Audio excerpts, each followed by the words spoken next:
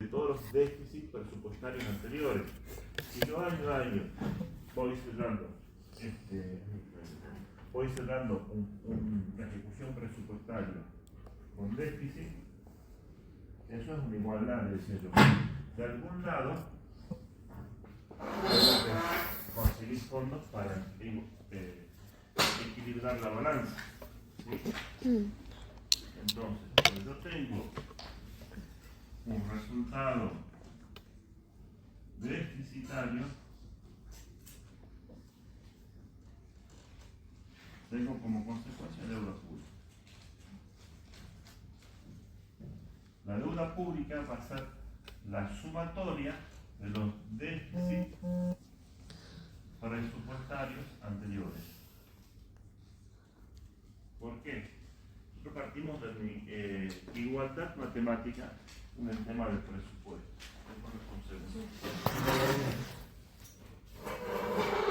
¿Se acuerdan cómo en la estructura de contabilidad general nosotros decíamos activo igual a pasivo más patrimonio, ¿verdad? Y era una igualdad. Se refleja desde el diario en adelante. El presupuesto es lo mismo. Lo podemos clasificar, pero esencialmente nosotros vamos a tener recursos iguales a erogaciones. ¿Qué pasa cuando los recursos son mayores que las erogaciones? Tenemos superávit. ¿Qué pasa cuando los recursos son inferiores a las erogaciones? Tengo déficit. ¿Qué significa que tenga superávit? Que tengo más recursos de los que he invertido en prestar servicios. ¿Esto es bueno o es malo? Bueno, es malo. ¿Por qué? Porque no estás usando el total de los recursos. También. Si yo supongo que tengo un nivel de prestación de servicios óptimo, la gente está conforme con los servicios públicos y tengo superávit, ¿es bueno o malo? Es malo porque está cobrando mayores. Exactamente. El Estado no busca tener superávit, no es un fin en sí mismo tener un superávit presupuestario, porque voy a estar detrayendo del sector privado impuestos en exceso, recursos en exceso, que pueden ser utilizados para la actividad económica. Pero tampoco es bueno tener un déficit presupuestario. ¿Por qué? Porque tenés deuda pública o emisión. Porque genero deuda pública, que la deuda pública va a impactar negativamente en los ejercicios siguientes porque va a tener que pagar los intereses y la amortización de la deuda pública, o, como dice su compañera, tengo que financiarla con emisión monetaria que me genera inflación. Y hay autores que han escrito mucho sobre que la inflación es un impuesto no regulado por el Congreso que afecta sobre todo a la clase, a los 2 deciles más bajos de la distribución del ingreso, ¿sí? Entonces, esto tampoco es bueno. Lo que deberíamos buscar relativamente es un equilibrio, lo más próximo a un equilibrio.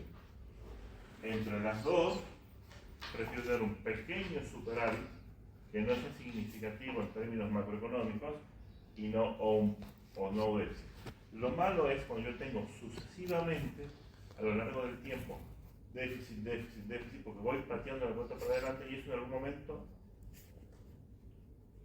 tenemos crisis macroeconómicas como Argentina es recurrente con esto y ahí surge la devaluación y todos los efectos que tenemos para tratar de equilibrar esta balanza en un contexto de crisis. Que encima toda esta crisis te va a generar un ajuste muy fuerte que genera tensión social. Y al generar tensión social no tenemos esto del bien común de la población, que es una de las finalidades del Estado. ¿Sí? ¿Se entendió? Sí. Por eso no es el objetivo ni el superávit ni el déficit en sí mismo. Lo mejor tiene que tener un equilibrio entre los dos. Puedo tener un año un déficit chiquito, el otro año un superávit pequeño, si es oscilante no pasa nada. Si es déficit permanente, continuo y grande, genera crisis. Igual en este caso, en la economía actual, sería bueno un superávit debido a la deuda. Naturalmente, vos ahora tenés que generar un superávit para cubrir los compromisos con el exterior, pero en realidad no termina siendo un superávit, Claro. Porque las obligaciones de afrontar o de honrar los pagos de la deuda pública las vas a tener. En la parte de erogaciones vamos a clasificar erogaciones corrientes y erogaciones de capital, y vamos a tener acá aplicaciones financieras, ¿sí? La amortización de la deuda, o sea, la amortización de capital de la deuda de todos los préstamos nacionales e internacionales va a estar acá, en aplicaciones financieras.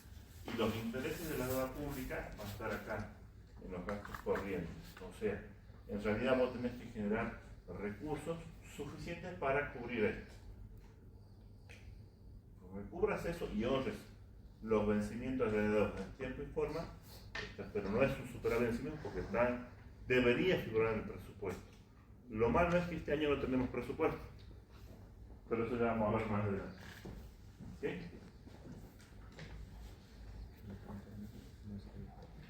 Después decimos que tenés dos campos donde se puede analizar el Estado, desde un punto de vista político y desde un punto de vista administrativo, que tenemos acá.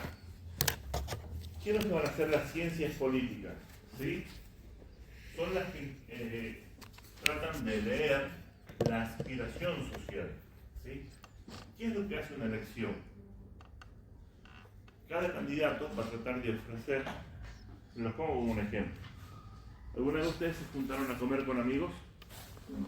¿Se han puesto de acuerdo que iban a cocinar? Después de un rato. Bueno, esto es lo mismo. Acá cada político dice, mira, yo quiero asado. El otro dice, no, está haciendo frío, yo quiero picante de lengua, dice el otro. Entonces se ponen de acuerdo qué es lo que acá los políticos tratan de leer, cuál es la aspiración de la sociedad en un momento determinado, que esto va cambiando todos los días y en cada época. Generalmente el político que lea mejor las aspiraciones del pueblo va a ser el que gana las elecciones. ¿Sí? Una vez que se fija esto, la parte administrativa es la que va a buscar la forma de llegar al norte que se fija desde un punto de vista político. Nosotros no vamos a fijar el norte porque es en función de las ciencias políticas. ¿Sí? Una vez que se fija hacia dónde tenemos que ir, tenemos que ver la forma más eficiente y eficaz y económica de conseguir ese objetivo. Pero el objetivo no lo fijan las ciencias económicas. ¿Sí? Órganos del Estado. Acá, cuando vean la bibliografía, hay dos posturas. ¿Sí? Tenemos órgano volitivo, directivo, ejecutivo y de control. Volitivo es el que va a tener la voluntad, ¿sí? El que va la capacidad de decidir. Si ustedes lo ven desde el punto de vista de derechos privados, en una empresa, ¿quién sería el órgano volitivo? La asamblea de socios. ¿Sí? ¿Quién sería el órgano directivo? La dirección. Y el director tiene que cumplir el mandato que le van a fijar los socios.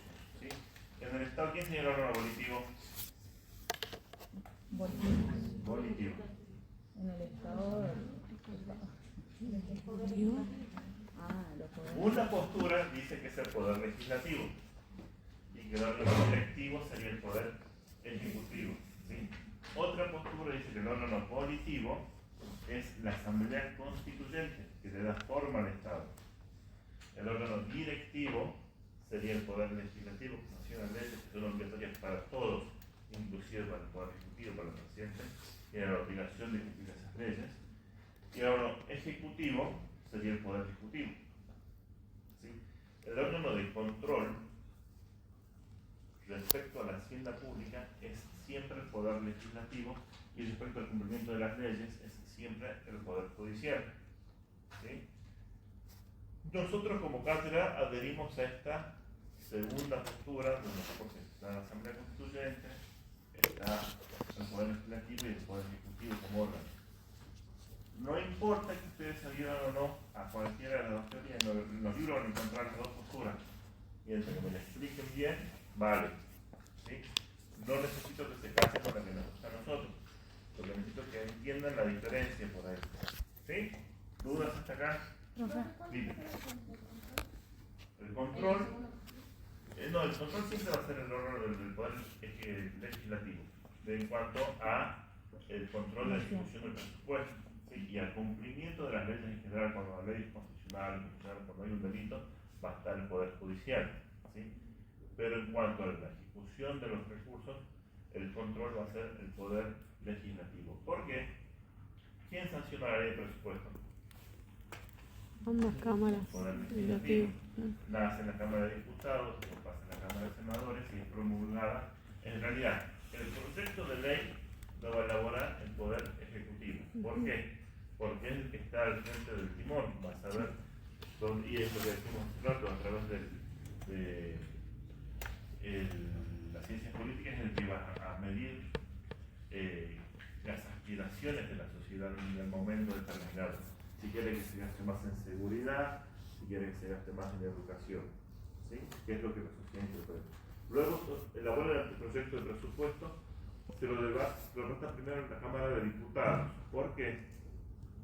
Porque los diputados representan al pueblo de la República Argentina, ¿sí? Por eso lo va a debatir primero la Cámara de Diputados y después la Cámara de Senadores. Si se ponen de acuerdo y se hace una ley, el Poder Ejecutivo puede o promulgarla o vetarla.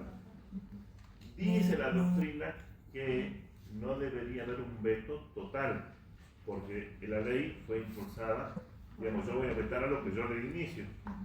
También dice la doctrina que si las modificaciones que se introdujeron en el proyecto de presupuesto son tales que alteran sustancialmente el proyecto del presentado, sería aceptable un veto legal porque no está prohibido ninguna normativa que la ley, el poder de veto lo sigue teniendo el Poder Ejecutivo. ¿Sí? Ahora tenía dos consultas. Sí, profe, entonces, o sea, de los órganos, el ejecutivo, bueno, el Poder Ejecutivo, el de control tenemos lo que es el legislativo y el judicial, Sí. más que nada el legislativo, Sí. y el volitivo y el directivo. El volitivo, esto decía, el volitivo para nosotros es la Asamblea Constituyente. Ajá. El directivo, el Poder Legislativo, y el Ejecutivo, el Poder Ejecutivo. En algunos libros van a tener que el volitivo lo toman como el Poder Legislativo, y acá toman estas dos funciones el Poder Ejecutivo, de dirección y ejecución. Pero nosotros creo que es más claro separarlo de la otra manera. ¿Sí? Igual. O sea, ustedes están de acuerdo con lo primero. Nosotros adherimos a la opción que sea Asamblea Constituyente, Poder Legislativo, Poder Ejecutivo y después el control. ¿Sí? Bien, gracias. Y esa hay otra pregunta. No, mi pregunta era si todos los años se aprueban entonces presupuestos deficitarios. No, esa es una muy buena pregunta. ¿Por qué? El presupuesto, por ley, tiene que estar equilibrado.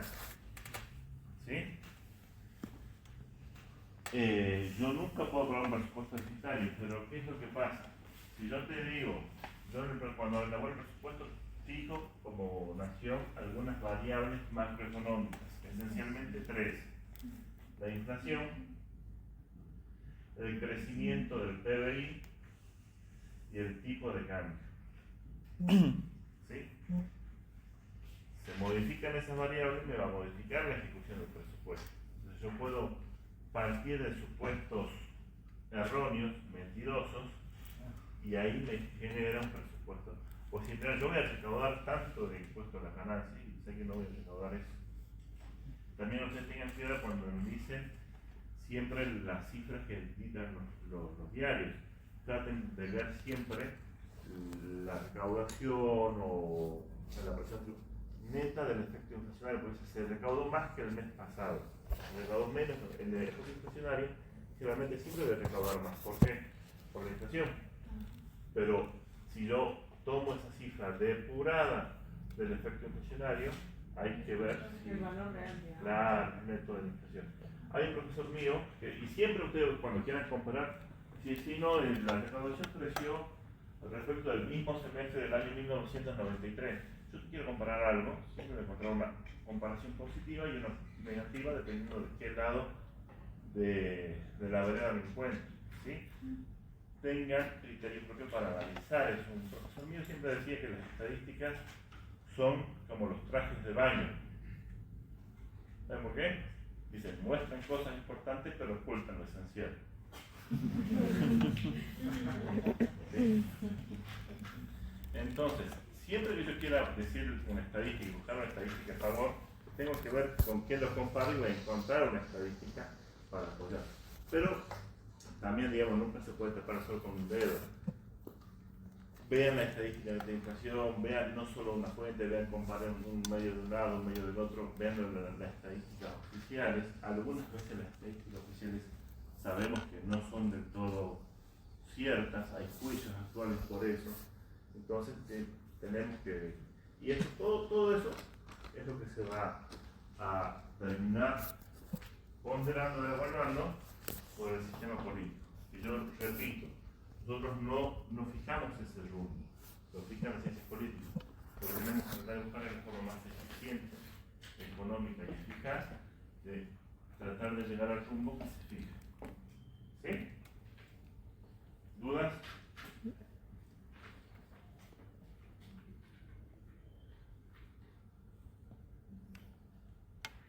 Bueno, cuando hablamos de Estado, vamos a hablar necesariamente de Hacienda Pública. ¿Qué es la Hacienda Pública? La Hacienda Pública es la programación económica activa de los órganos sobre las instituciones cuyo destino es satisfacer las necesidades colectivas. ¿Qué quiere decir esto? Que tenemos recursos materiales, recursos humanos, operando en conjunto hacia la satisfacción de las necesidades colectivas. Y ojo, que también podemos tener haciendas privadas. Cuando hablamos de haciendas privadas, hablamos de una empresa personal o de una sociedad comercial, es una hacienda privada. Pero ¿hacia qué destino, hacia qué fin se suelen orientar las haciendas privadas? O sea, no satisfacen las Hacia el necesidades lucro, colectivas. generalmente hacia el lucro, salvo algunas entidades sin fines de lucro como asociaciones y fundaciones que podemos tener en la parte privada, pero por lo general la hacienda privada está orientada al lucro, por lo menos en la economía capitalista. ¿Sí? Y sobre todo, acá tenemos una parte de acción que dice que es la coordinación económica activa, porque no es una coordinación estanca ni una mera sumatoria de elementos, es la acción que se lleva a cabo día a día en la administración pública para tratar de operar de la mejor manera, para tratar de... Así como ustedes van a ver que muchas veces uno tiene la imagen de gazalla del empleado público, no sé si ustedes lo vieron, donde se critica mucho el empleo público. Yo les puedo garantizar que hay mucha gente que trabaja en el sector público, que trabaja mucho. También hay algunos que no trabajan, pero eso lamentablemente sucede en todos lados. Hay un dicho, creo que es gallego, que dice que en todos los lugares del mundo los perros caminan descalzos. ¿Qué quiere decir eso? Hay cosas que son universales también. Van a encontrar gente buena y gente mala en todas las profesiones y van a tener gente trabajadora y menos trabajadora en todas las profesiones, públicas y privadas.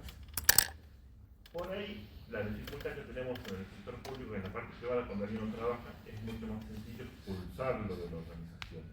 En la parte pública es mucho, una vez que una persona es planta permanente y demás, expulsarlo de la organización es mucho más difícil. Hay formas cuando cometen algún error, como son sumarios administrativos y demás, pero es muy poco frecuente, sinceramente. Entonces ahí es la única diferencia. ¿Sí? Ahora, cuando hablamos de Hacienda, tenemos que hacer una clasificación. ¿Sí? Y tenemos que clasificarla por distintos puntos de vista. Tenemos que, por su duración, la Hacienda puede ser transitoria o perdurable. Una hacienda transitoria, por ejemplo, es una sociedad comercial. ¿Qué pasa en el estatuto de cualquier sociedad comercial? Dice, desde hasta. Después se puede modificar y se va prorrogando y tenemos sociedades que no tienen un fin próximo visible, pero el estatuto no marca, desde hasta. Y hay a veces sociedades que nacen, cumplen un objetivo y mueren y se disuelven sin ningún problema. Algunos ejemplos se han dado, por ejemplo, en época de procrear. ¿Saben lo que es procrear? Se dan préstamos para la construcción de viviendas. Hay vecinos que compraron fincas, terrenos rurales, los lotearon, porque en realidad era mucho más económico hacerlo así, construyeron una urbanización, hicieron una casa, y terminado el fin se disolvió la sociedad porque cumplió su fin, ya que cada miembro tenía su casa. ¿Sí? Entonces, no todas las empresas están hechas para perdurar en el tiempo. ¿Sí? Algunas son transitorias. El Estado es perdurable. Por eso el Estado no puede quebrar. ¿Qué pasa cuando el Estado entra en cesación de pago, cuando no puede cumplir con sus obligaciones? A Argentina alguna vez les pasó. Más de una vez.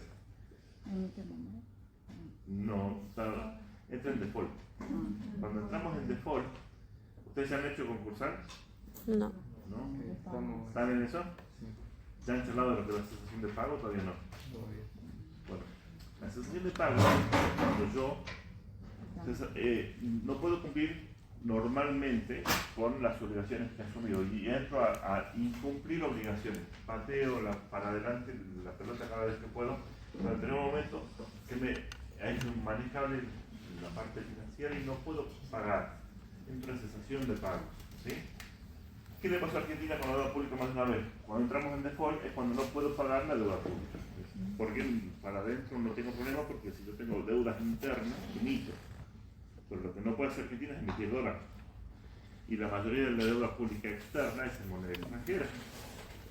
Entonces ahí cuando entramos en default es como si estarían en derecho concursal en cesación de pagos. Los estados no quiebran, pero entran en default. Y cuando tenemos esa situación, ustedes van a ver que hay distintos estudios jurídicos internacionales que se encargan de intentar cobrar esta deuda que es incobrable. Te embargan los bienes que del exterior, nosotros nos intentaron embargar la fragata Libertad y de alguna embajada, intentan embargar los bienes de la embajada no se puede embargar, pero por ahí los bienes, intentan buscar la forma de entorpecer la situación para que Argentina vaya pagando por lo menos a sus clientes. ¿Sí? Por su vínculo. Una hacienda se puede hacer voluntaria o coactiva. ¿Alguno de ustedes es miembro de un club deportivo, cultural? Club Boca, la Española, la Italiana, nada. ¿Cómo? Tiro. Esa es una hacienda, yo voluntariamente voy, me hago socio, participo, si tengo que pagar una cuota la pago, pero es algo voluntario, nadie me obliga. ¿Sí? Coactiva. Yo no elijo formar parte o no de la hacienda pública. ¿Sí? Obligatoriamente formo parte y obligatoriamente tengo que honrar, por ejemplo, mis obligaciones tributarias, esencialmente. ¿Sí? Desde el punto de vista de nosotros tenemos esas obligaciones. Después tengo desde el punto de vista civil que tengo que implementar la normativa del lugar donde yo vivo, pero no puedo decir, no, yo soy anarquista, no voy a pagar impuestos. Yo formo parte de esta hacienda, como quiero o no, utilizo por ejemplo los servicios de seguridad, si camino por la calle, hay una policía que me cuida, quiera o no, me va a cuidar. ¿Sí? Por su finalidad, esto es muy importante. Puede ser de producción o de erogación. Las haciendas de producción van a elaborar algún bien o servicio y las haciendas de erogación están hechas para gastar. No voy a generar recursos. La mayor parte del Estado, la mayoría de los organismos y reparticiones son de erogación, no generan recursos. Las facultades de erogación no generan recursos propios. ¿Sí? Tengo una autonomía universitaria, tengo fondos garantizados por la ley, pero no genero fondos, a ustedes no se les cobra por venir acá. ¿Sí? Esencialmente somos de erogación. El Estado en su mayoría es de erogación, pero tenemos algunos casos de haciendas de producción. ¿Algún ejemplo de Jujuy? Claro, Cauchari. lo del litio. Aunque no, pero. Sí, bueno. ¿Por qué hago con Cauchari? ¿Cómo? Aguas también, ¿sí? Si vamos a alguien de Palpalá, ¿no hay nadie de Palpalá acá? ¿Qué ejemplo me puedes dar viejo de Palpalá? Sapla. La fe de Palpalá se desarrolla a través de la empresa estatal. Las proyecciones iniciales de Sapla decían que Sapla iba a crecer tanto y tan rápido que iba a absorber a San Salvador, que era la vaca muerta de la época. ¿Sí? Hubo un pequeño error de cálculo en el nacimiento, nada que no pueda pasar. Pero sí, esas eran las proyecciones del momento. Si ustedes van a Palpalá, van a ver que así como La Plata es una ciudad que fue planificada, Palpalá también fue planificada como ciudad, como ámbito urbano. Tiene cancha de golf, tiene cosas que en otras ciudades del norte no se encuentran. ¿Sí?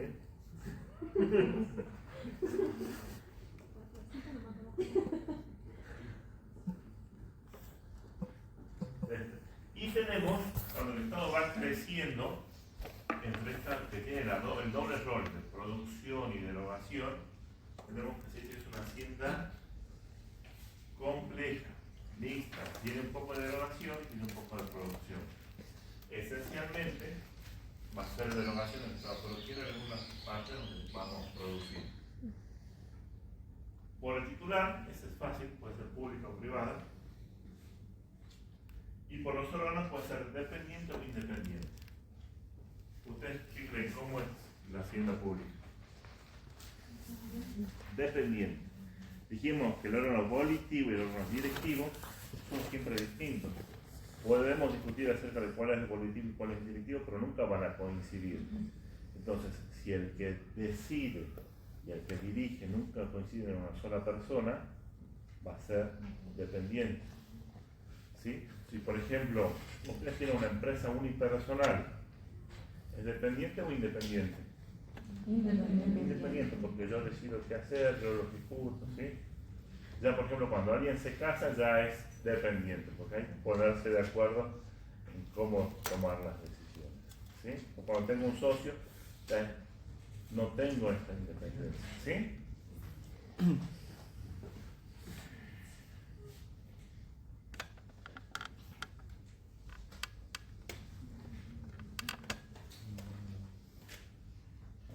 Ahora vamos a ver. El Estado nace pequeño, nace con el jefe de la tribu, el caudillo, pero a su vez que va asumiendo más roles, se le hace más complejo cumplir a través de una administración central todas estas actividades que entre sí pueden ser muy distintas, ¿sí? Es muy distinto trabajar dando clases que en el laboratorio de un hospital o supongamos en alguna función técnica dentro del Ministerio de la Producción. Son roles distintos, pero todos trabajamos para la misma organización que es el Estado a través de la hacienda pública. Por lo tanto, tenemos la administración central y pueden existir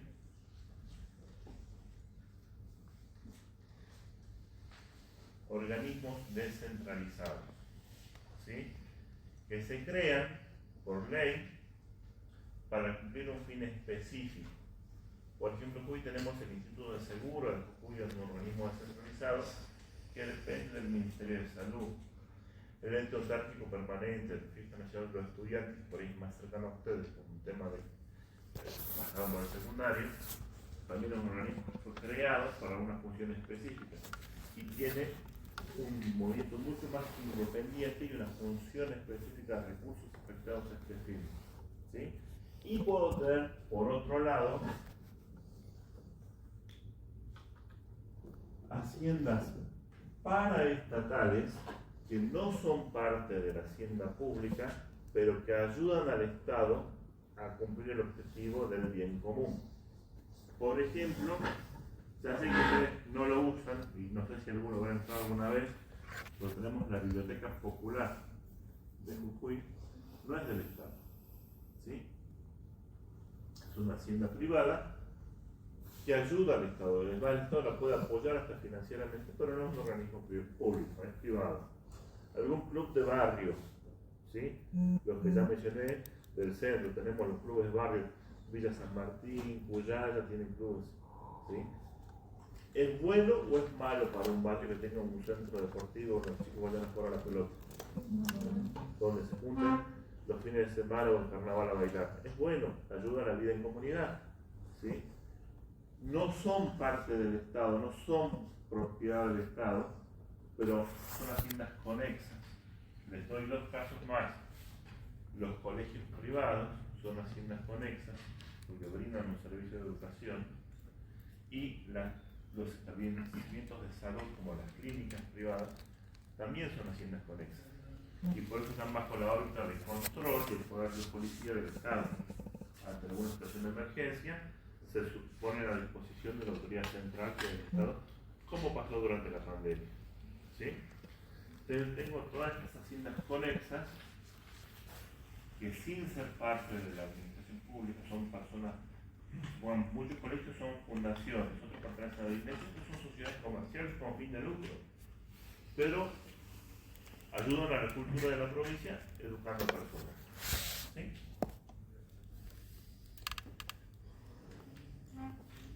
Esas son las haciendas conexas o paraestatales. Ahora, por ejemplo, una muy importante de estas, que en el norte en general y en el país en general es un rol que el Estado no ha cumplido, es los establecimientos que atienden, tratan a los chicos discapacitados. Hoy tenemos el caso de APACE, AREM y otras más que son fundaciones, pero no hay muchos colegios públicos que tengan este rol, ni algunas reparticiones públicas que tengan este rol. Y esto se repitió a lo largo de todo el país, porque cuando surgió la necesidad, los padres se organizaron, los padres de los niños con esta condición, para tratar de buscar una solución. Y a veces son apoyados por el Estado. Las cooperativas de trabajo muchas veces son apoyadas financieramente o con bienes de capital para iniciar sus actividades. Las haciendas fiduciarias, acá vamos a hablar de los fondos fiduciarios, que son fondos generalmente creados para un fin específico, pero lo que hace a fondos fiduciarios lo vamos a ver más adelante porque es un tema muy específico que por ahí en este momento los puede llegar a confundir. Pero tenemos siempre tres figuras, eso le anticipo en el fondo. Un beneficiado, alguien que pone los recursos y alguien que administra los recursos. ¿Sí? Y están hechos para durar en el tiempo, o sea que pasen las administraciones y el fondo fiduciario continúa. ¿Dudas hasta acá? Estos son, perdón, ¿No? Sí. estos son los que eliminaron. Fondos fiduciarios son los que trató de reducir, no los eliminó, trató de reducir para ver cuáles, porque a ver, son herramientas, ¿sí? Yo siempre digo, ¿un martillo es bueno o malo? Puede usarse para hacer una casa, puede usarse para romper la cabeza a la suegra, y no es la idea, ¿sí? Entonces son herramientas. Cómo se usa o abusa de la herramienta depende de cada administración. Hay puntos muy fuertes en todas las herramientas y hay puntos flojos en todas las herramientas. Estos fueron reducidos, no eliminados, pero sí fueron reducidos porque sí, había muchos fondos fiduciarios. Algunos son muy buenos, pero en la provincia hay uno muy bueno que funciona, viene de la gestión anterior, pues, digamos, trabajó con los de River y con los de Boca, que trabaja con la administración de los municipios, garantiza fondos para que los municipios puedan cumplir con sus obligaciones a través de la coparticipación que los municipios reciben, funcionan perfectamente y se mantienen en el tiempo porque tienen una tarea específica y la cumplen. ¿Sí?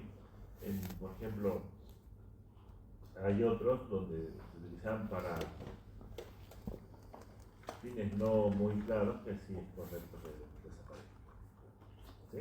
Porque se afectan recursos públicos en esencia. Profe, disculpe, ¿puedo prender esta luz? Pero sí, perdón. Tarda en prenderse, pero... Sí, va, decirles. Gracias. Pero esta ya también sí que la tiene que poner. Esta ya, cuando se Pero prende... ya la trajo a ver. ¿Dónde está la...? Porque cuando se prende alumbra. Hay que esperar entonces.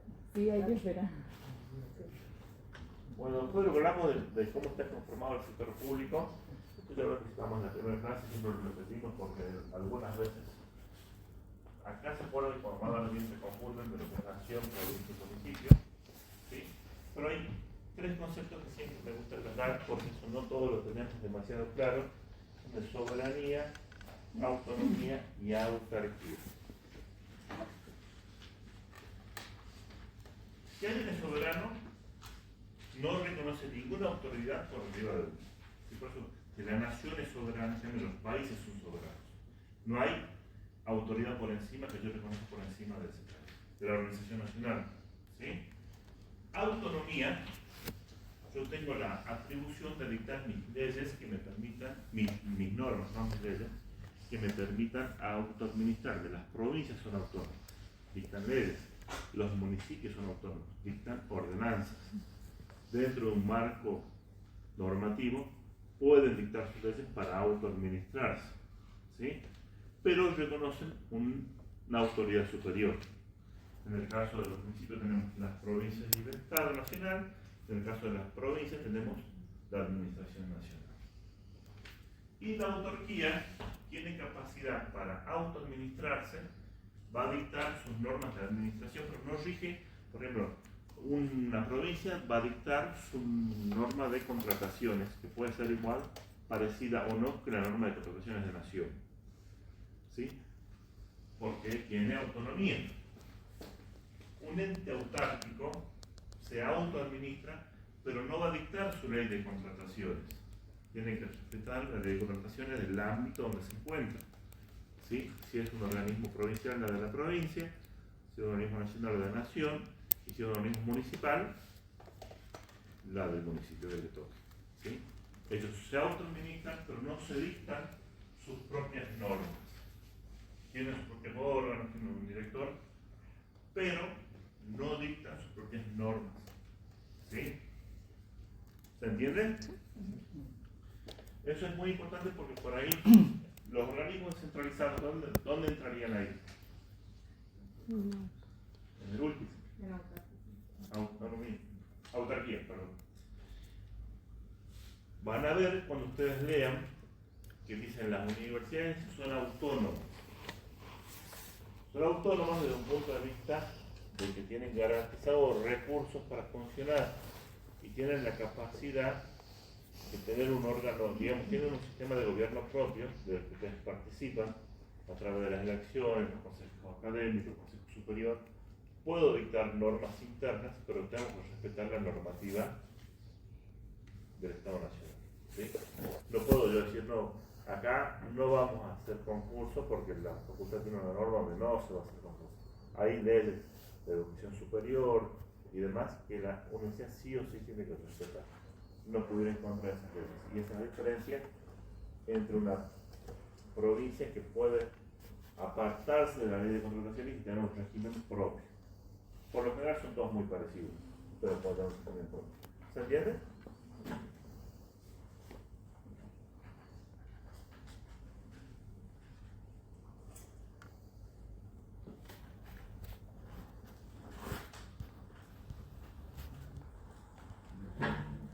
Respecto de la organización del Estado, ¿sí? Vamos a ver la organización material, vamos a ver los bienes de las personas. Esto que parece sencillo, ustedes escucharon que hace unos días se cerró una repartición, creo que binaria, ¿sí? Eso no implica que todo el personal de planta permanente del INADI vaya a ser despedido, porque el empleo público decíamos que tiene estabilidad en su función, ¿sí? ¿Qué se hace? Se lo reasigna a otro lugar, a otra repartición, teniendo en cuenta su perfil, a ver dónde puede ser más útil. Lo mismo en el INADI, imagínense que tenían desde sillas hasta escritorios, hasta mobiliario, hasta archivos, documentación, y yo no puedo decir, bueno, se cerró el INADI, me hago una fogata y desaparece. No.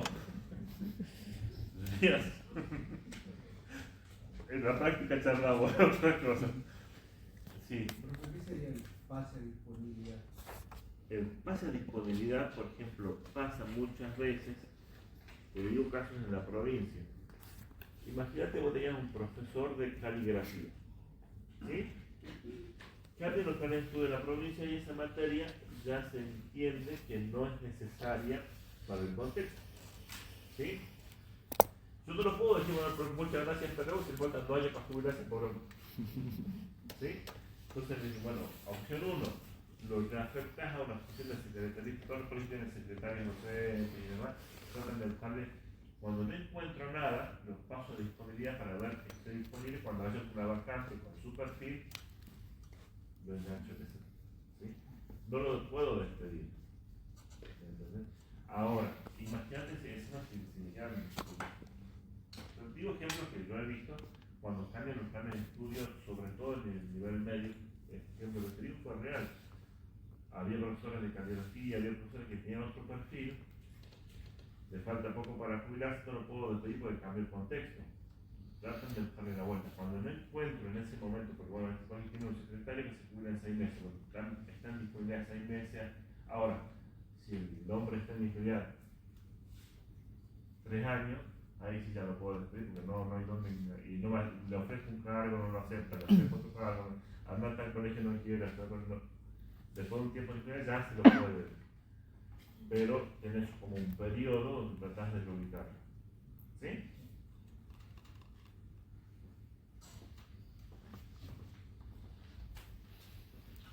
La organización normativa, que todo el compendio de normas que vamos a tener dentro del Estado, partiendo de la Constitución Nacional para abajo.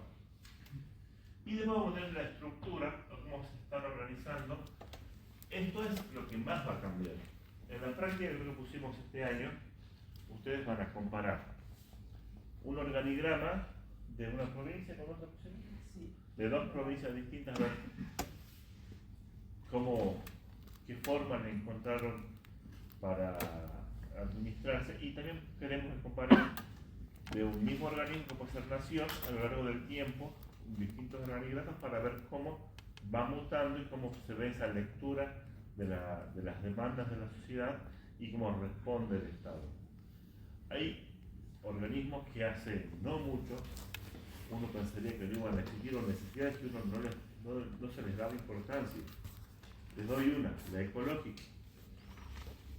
Hasta no hace mucho tiempo no era un tema de actualidad o que se le preste mucha relevancia el tema ecológico, ¿sí? Y cada vez más se está instalando en todas las administraciones.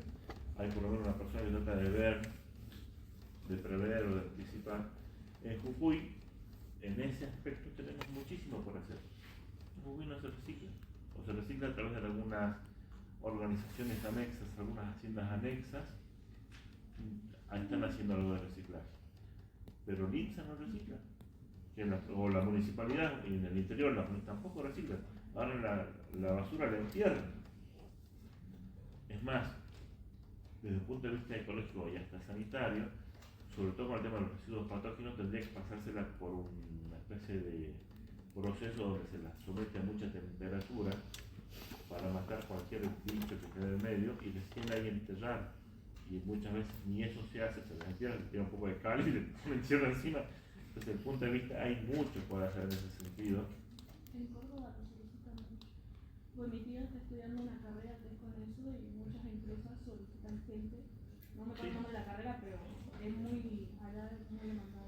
En el mundo está muy demandado porque, a ver, son temas que tenemos que ver qué se hace con la basura.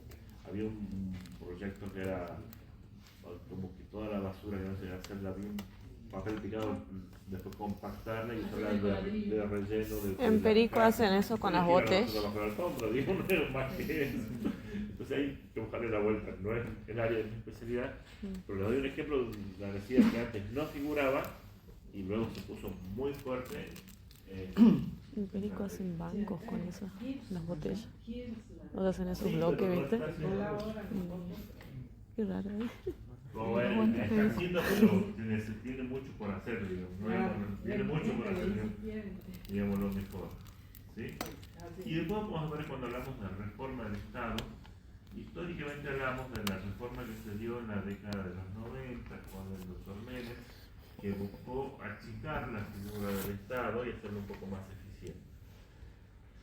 Hubo un tiempo, sobre todo en las provincias, donde hasta se había perdido la cultura presupuestaria, no se funcionaban todos los presupuestos en tiempo y forma, o se los aprobaba vencido el ejercicio, se trató de volver, desde el punto de vista técnico, volver a la cultura presupuestaria, se buscó descentralizar la parte operativa y centralizar la parte normativa, pero yo ahora este año les voy a plantear a ustedes que hagamos un trabajito de investigación acerca de cuáles son las reformas que se ha buscado con la última ley que se aprobó.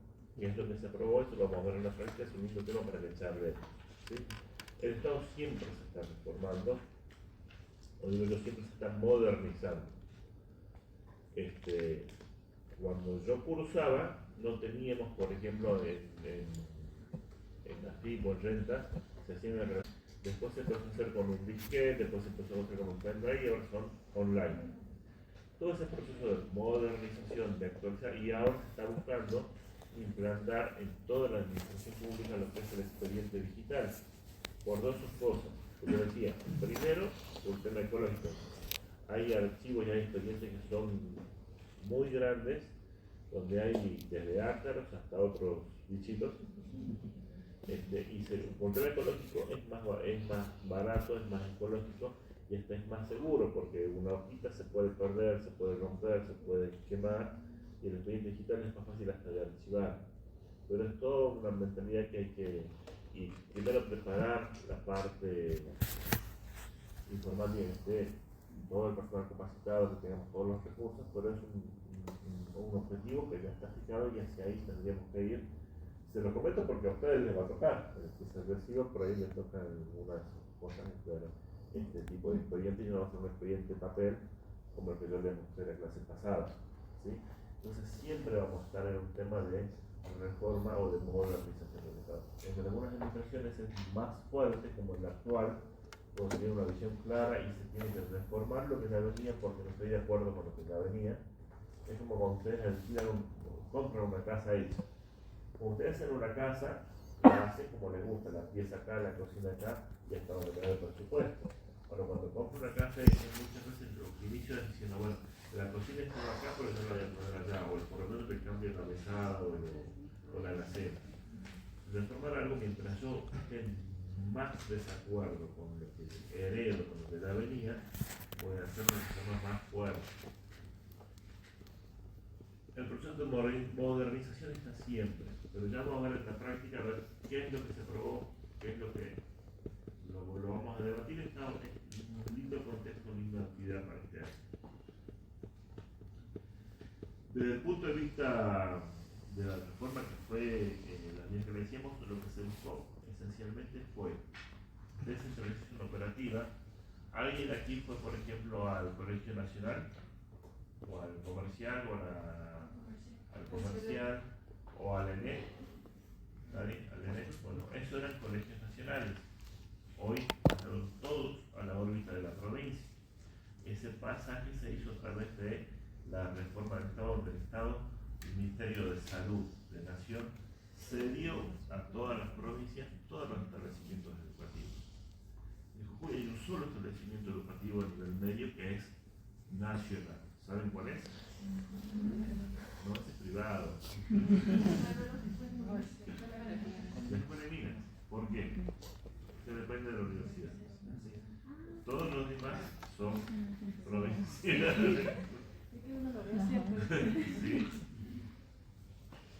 Ese proceso que hizo el Estado, cuando toda la parte operativa, cerca de donde se desarrollan las actividades de cada provincia, está más cerca de su geografía, para resolver de una forma más ágil, más rápida, los posibles eventuales que puedan suceder.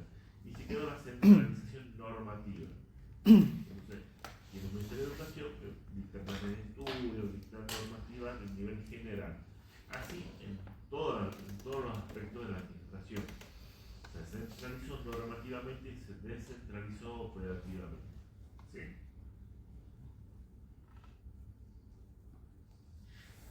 Bueno, con esto estamos con los objetivos de la clase para hoy.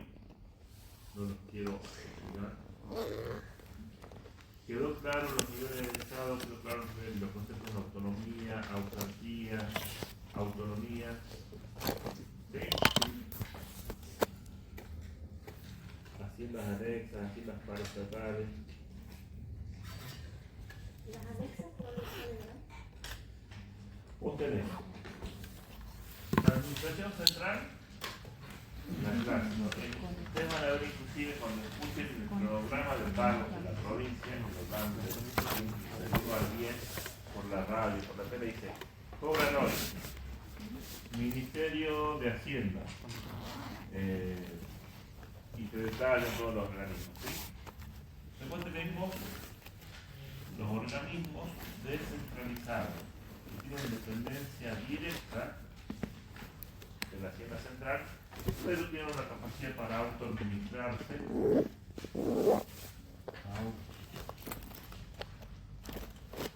Tienen capacidad para autoadministrarse, son creados por ley. Estos creados por ley con un objetivo específico. tener una finalidad particular, ¿sí? Y después tenemos las haciendas conexas o paraestatales.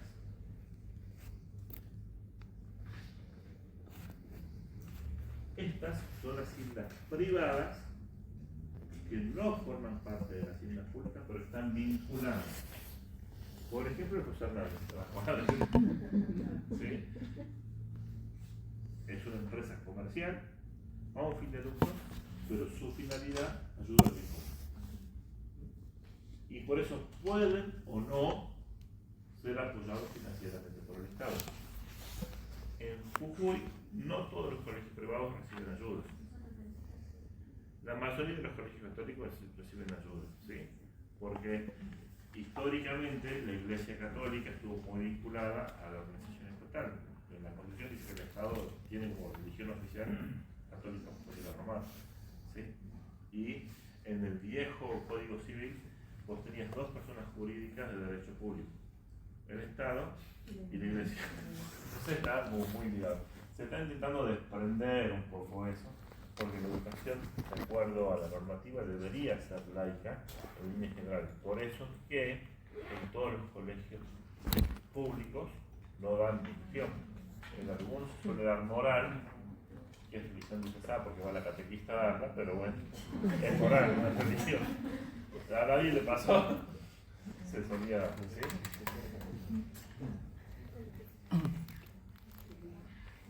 ¿Alguna otra duda? Profe, la fiduciaria la vemos más adelante, ¿verdad? Sí, esa la vamos a ver, porque esa vez tiene un tratamiento especial. Cuando veamos presupuesto, ahí vamos a ver con los fiduciarios. ¿Sí? Tengo mañana Práctica. Sí, mañana. Yo lo voy a pasar. ¿El práctico se lo pasamos ahora? Acá tengo ahí. ¿O se lo pasamos esta noche en WhatsApp? Se lo paso al WhatsApp. Sí, mejor. Tengo el mejor se los paso más tarde. Y ahí van a tener tres, los dos primeros. Otro tema que quería hablar antes que se vaya. A nosotros nos habían pasado que las clases de cuál eran los lunes, ustedes quieren que sean los martes. A nosotros es totalmente distinto qué es lo que les conviene. Profe, en el horario que nos mandaron a nosotros, Sí, ya hablé con el ya académico, hablamos que de estar les los dije martes. que estaban los martes, por eso. Pero a ver, nos conviene igual. ¿qué día les conviene a ustedes? Hacer los chicos, Martes. pero profe, no a las 2 de la tarde, un poquito más. Estoy Bueno, comiendo. a ver, ¿qué horarios no les chocan a ninguno otro grupo? Yo lo que no voy a hacer es poder hablar que estoy con otra materia porque Claro. no peleo con otro profe. El martes, ¿a qué hora tienen clases presenciales? No, entramos a las 6. Pero no se ¿A los las 3? Sí. Igual, pero está bien porque ponerle nosotros viajamos y... Ah, cierto. Bueno, pues de 3 a 4, de 3 a 5, una hora. Tengo clase, profe, yo no sé. ¿Tenés entonces a las 2? Sí. Bueno, a las 2. Bueno, ¿y a qué hora tenés clases? 3 en adelante. A las 3 de la tarde. No, entonces a las 2. Entonces lo dejemos a las 2 que no lo choca a nadie. ¿Sí? Igual ese sería excepcional, ¿verdad, profe? Es excepcional. Por ejemplo, la semana pasada no la tomamos porque en realidad, como recién estamos arrancando, no iba a ser muy productiva en clase virtual. Ya nos pasa en las familias que no son los mismos así. Y a ustedes también les pasa. No son los mismos que las otras. Yo tengo la concepción de que en el momento del título de grado, las clases de presencial son una etapa formativa muy fuerte. Lo que sí es un efecto colateral muy bueno de la pandemia. Ustedes van a ver una provincia como Jujuy, que estaba lejos de los centros de formación más importantes. Podemos acceder a títulos de posgrados virtuales, que sí, yo les recomiendo que aprovechen, pero ya tienen el título de grado adentro, entonces no es de especialización, no es de formación. Eso sí es bueno, se formaba en La Plata, viviendo acá y sin gastar o viajan una vez al año. Antes era muy complicado